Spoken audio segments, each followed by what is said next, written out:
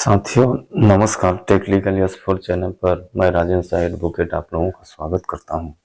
साथियों आज हमारा इच्छा वीडियो बनाने के लिए नहीं था और पिछले डेढ़ हफ्ते से हमने सहारा से संबंधित कोई वीडियो नहीं बनाया। क्यों नहीं बनाया? क्योंकि कोई नया अपडेट नहीं था, कोई लेटेस्ट अपडेट नहीं था। अपडेट यही था साथियों कि बहुत सारे लोगों का सहारा का जो क्लेम है उस क्लेम को रिजेक्ट किया जा रहा है। उसमें कोई ना कोई कमी बता के उसको रिजेक्ट का मैसेज आ रहा है, लेकिन पोर्टल पर लॉगिन करने के बाद अभी अंडर प्रोसेस बता रहा था। जिस चीज की हमें आशंका थी, जिस चीज का हम लोगों ने डर जाहिर किया था, वही हो रहा है। सेम जो हम लोगों ने बताया था कि सरकार की मंशा जो है वह पूर्ण रूप से भुगतान देने के लिए नहीं है, सरकार का इरादा भुगतान देने के लिए नहीं है। अगर सरकार का इरादा भुगतान देने के लिए होता तो सरकार के पास कई सारे विकल्प थे।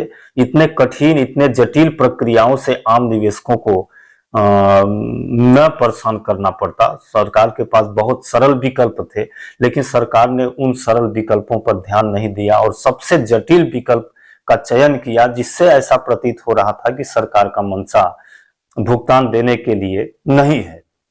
और वही दिख रहा था, वही दिख रहा है। जिस तरह से लोगों के अधिकांशतः बॉन्ड, अधिकांशतः क्लेम कोई ना कोई कमी दिखा के रिजेक्ट किया जा रहा है, तो यही डर था कि सरकार भुगतान देना नहीं चाहती। और एक चीज और था कि अगर सरकार, जैसा कि हम सब लोगों ने भी आशंका जाहिर किया था कि सहारा को अगर भुगतान करने का सरकार आदेश देती है या सहारा को फंड देती है तो विवाद होने की स्थिति भी निर्मित हो सकती है, लेकिन इसको रोका जा सकता है। ऐसा बात नहीं है कि कानून से देश का कोई भी व्यक्ति बड़ा है। हमारे हिसाब से तो ऐसा लगता है कि कानून ही सर्वोपरि है।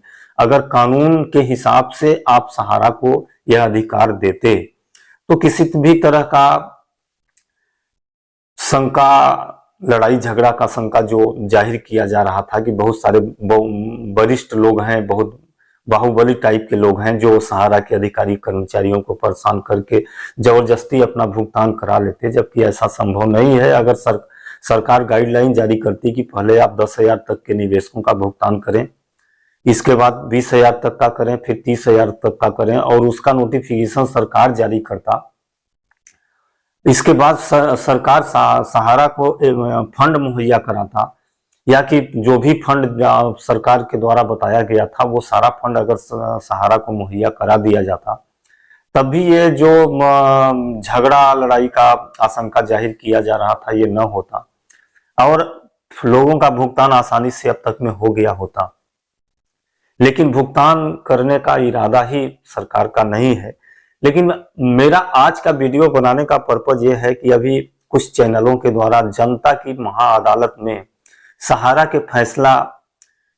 के केस का विचारण किया गया और वहां से फैसला भी दिया गया। उसमें सहारा का पक्ष को भी सुना गया, निवेशकों के भी पक्ष को सुना गया, कर्मचारियों के भी पक्ष को सुना गया। इस पूरे घटनाक्रम को, इस पूरे अदालत, जो जनता की अदालत जिसको बताया जा रहा है, हालांकि यह जनता की अदालत नहीं है। जनता की अदालत बहुत बड़ी अदालत है। जनता की अदालत से बड़ा कोई अदालत ही नहीं है दुनिया में। जब हमारे देश में विषम परिस्थिति निर्मित हुई है, उन परिस्थितियों में हमारे देश की सरकार खुद जनता की अदालत में गई है और जनता ने उन जजमेंटों को, उन फैसलों को बरकरार साबित किया है जिन फैसलों पर माननीय सर्वोच्च न्यायालय या हाई कोर्ट ने उसको रिजेक्टेड कर दिया था, उसको जनता ने स्वीकार किया है और उस तरह से हमारे देश का संचालन हुआ है।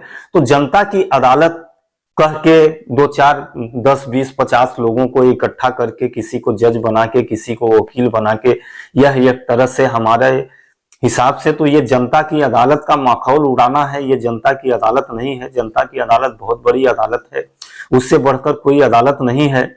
लेकिन फिर भी इस जनता के अदालत में जो प्रश्न आए निवेशकों की ओर से, वह प्रश्न काफी हास्यास्पद प्रतीत हो रहे हैं।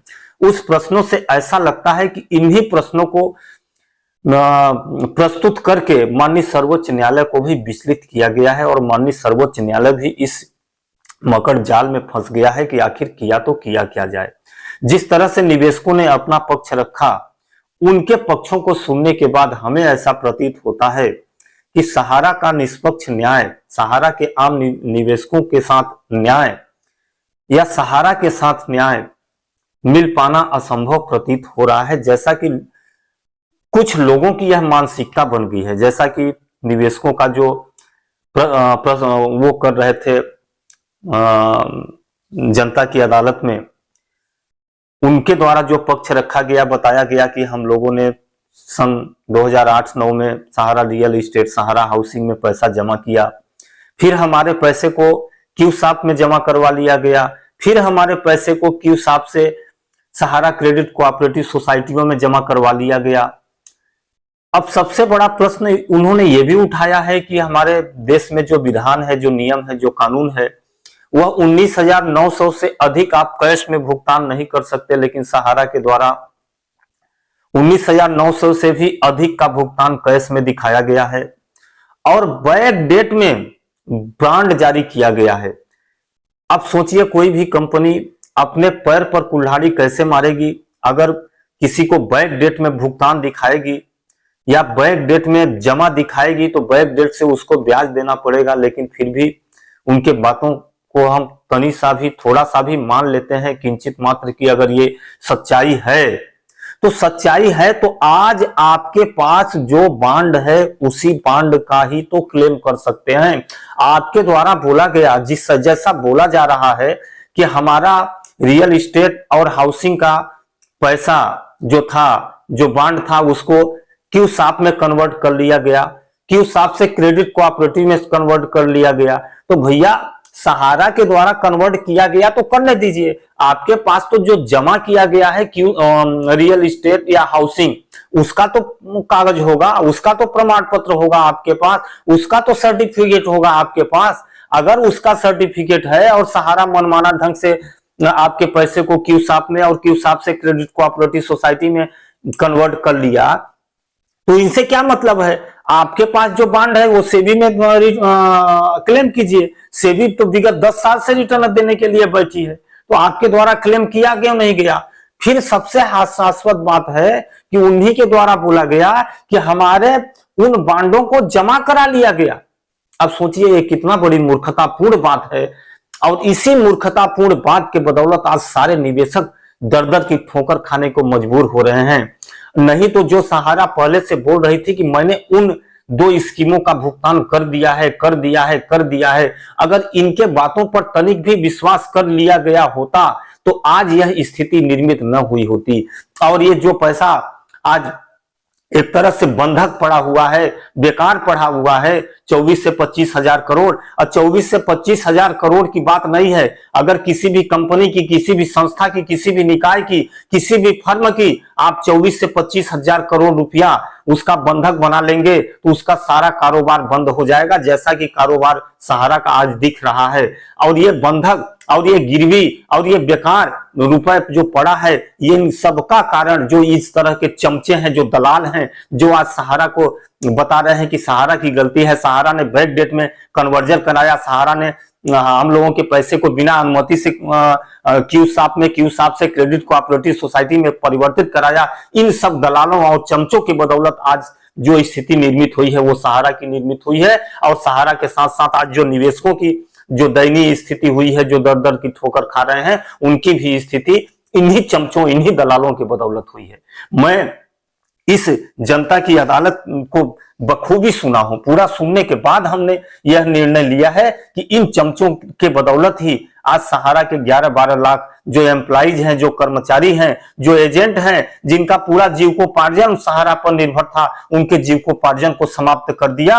और इन 10-11 सालों से जो निवेशकों की स्थिति हुई है, निवेशक दर दर की ठोकर खा रहे हैं, निवेशक आत्महत्या करने को मजबूर हो रहे हैं, इन चमचों और दलालों की बदौलत है। नहीं तो अगर सही ढंग से प्रेजेंट किए होते तो हम मानते हैं कि सहारा की ये गलती थी कि सहारा ने नियम विरुद्ध जाके कैश में पैसा भुगतान दिखाया, और उस पैसे को सिर्फ कागज में भुगतान दिखाया, भुगतान किया नहीं, बल्कि उसी पैसे को दूसरे स्कीम में जमा करा लिया। अगर हम इस चीज को मानते हैं कि दूसरे स्कीम में जमा करा लिया, तो भैया जिस स्कीम में आप जमा किए थे उसका कागज तो आप जमा कर दिए, तो उसमें तो आपका जमा रह नहीं गया। जब उसमें आपका जमा रह नहीं गया तो जो सुप्रीम कोर्ट ऑर्डर किया है, जो सेबी बोल रही है, तो उनके बातों का अब क्या महत्व रह गया। जब सेबी के पास 24-25 हजार करोड़ पड़ा है, आज कोई उसका क्लेम करता नहीं है। इसका यथार्थ परिणाम है पोर्टल पर आज आप देख लीजिए कि करोड़ों में क्लेम गए हैं, लेकिन ये करोड़ों में क्लेम क्रेडिट कोऑपरेटिव सोसाइटियों के गए हैं। इसका मतलब है कि इस पैसे को सहारा के द्वारा जमा करा के, माने उनका भुगतान करके क्रेडिट कोऑपरेटिव सोसाइटी या अन्य स्कीमों में जमा कराया गया है। आज जो बकाया है निवेशकों का क्रेडिट कोऑपरेटिव सोसाइटी का बकाया है। जब स्पष्ट है कि क्रेडिट कोऑपरेटिव सोसाइटी का बकाया है, सहारा रियल एस्टेट, सहारा हाउसिंग का बकाया नहीं है, तो उन पैसों को जब्त करने का, उन पैसों को गिरवी रखने का क्या औचित्य है, क्या उसका मतलब है। अगर हम तो ये मानते हैं कि तनिक भी ये जनता की अदालत भी हम मान लें, अगर जनता की अदालत में भी सामाजिक न्याय की अगर अवधारणा हो, तो हमारा देखिए सामाजिक न्याय, प्राकृतिक न्याय, हमारा जो न्याय तंत्र है वो प्राकृतिक एवं सामाजिक न्याय के आधार पर भी काम करता है। हमें प्राकृतिक न्याय सिद्धांत का भी पालन करना पड़ता है। हम मानते हैं कि सहारा ने गलती ये किया कि माननीय सर्वोच्च न्यायालय के आदेश की अवहेलना किया और कैश में भुगतान किया, सेबी के आदेश का अवहेलना किया और कैश में भुगतान किया, सरकार के नियमानुसार कैश में भुगतान किया, जबकि 20,000 से अधिक राशि का भुगतान करने का उनको अधिकार नहीं था। तो इनके गलती का सजा सहारा इंडिया को दीजिए, लेकिन सहारा इंडिया के संपत्ति को आप गिरवी नहीं रख सकते, क्योंकि उस संपत्ति पर अधिकार सिर्फ सहारा इंडिया का नहीं है। उस संपत्ति पर अधिकार सहारा इंडिया के करोड़ों निवेशकों का है। इसलिए करोड़ों निवेशकों के हितों को ध्यान में रखते हुए उस पैसे को तत्काल रिलीज किया जाए, और जो उन पैसों के बदौलत क्षति हुई है, जो आप 24-25 हजार या 10 या 15,000 करोड़ रुपया जो बंधक बनाए हैं 10-15 सालों से, 15 सालों में उस पैसों से कितना इनकम जनरेट हुआ होता, यानी उन पैसों के बदौलत सहारा इंडिया को कितनी क्षति कारित हुई है, उस क्षति का भी भरपाई करने की जिम्मेदारी सेबी की है। सेबी उसकी भरपाई करे ताकि सहारा के जो निवेशक हैं उन निवेशकों का भुगतान हो सके। साथियों, बड़े दुख के साथ मुझे यह वीडियो में यह बात कहना पड़ रहा है, और मैं ऐसे शब्दों का प्रयोग कर रहा हूं जिन शब्दों का प्रयोग मुझे नहीं करना चाहिए, लेकिन बहुत आत्मीय दुख के साथ मैं इन शब्दों का प्रयोग कर रहा हूं, क्योंकि मेरा भी पैसा मैं भी सहारा इंडिया में निवेश किया था, और मैं इस ख्वाहिश के साथ निवेश किया था कि जिस दिन हमारा पैसा पूजेगा उस दिन मैं अपने बच्चियों का बहुत ही धूमधाम से शादी करेंगे, ब्याह करेंगे। लेकिन ये सपना मेरा अधूरा रह गया, मैं अपने ख्वाबों, अपने सपनों को पूरा नहीं कर सका, क्योंकि सहारा इंडिया के द्वारा पैसा नहीं दिया गया। मेरे जैसे करोड़ों निवेशक हैं साथियों, जिनका सपना आज चूर चूर हो रहा है, और इनका सपना चूर चूर करने वाले जो हैं सहारा इंडिया के जो अन्य निवेशक हैं, जो निवेशक जो तमाम सोशल मीडिया पर भ्रामक जानकारी फैला रहे हैं, जो गलत रूप से अपने केसों को प्रेजेंट कर रहे हैं, उनके कारण यह दयनीय स्थिति निर्मित हुई है। साथियों, इन्हीं बातों के साथ मैं अपनी वीडियो को समाप्त करता हूं, लेकिन मैं अब यह प्रण ले लिया हूं कि अब निवेशकों के हित को ध्यान में रखते हुए कुछ न कुछ ठोस कदम उठाया जाए। ठोस कदम क्या उठाया जाए, इसके लिए मैं अपने अगले वीडियो में इसका विस्तार से आप लोगों के सामने प्रस्तुत करूंगा कि कैसे हम निवेशकों के साथ न्याय हो सके, सहारा इंडिया के कर्मचारियों के साथ न्याय हो सके, कार्यकर्ताओं के साथ न्याय हो सके, सहारा इंडिया रूपी संस्था भी बची रहे और उनसे लोगों का रोजगार भी बचा रहे, निवेशकों का भुगतान भी हो जाए। इसके लिए क्या ठोस कार्य करने चाहिए, और उस कार्य को करवाने के लिए हमें सरकार को विवश करना होगा। इसके लिए हम आगामी वीडियो में आप लोगों के समक्ष चर्चा करूंगा। तब तक के लिए मुझे आज्ञा दीजिए। नमस्कार।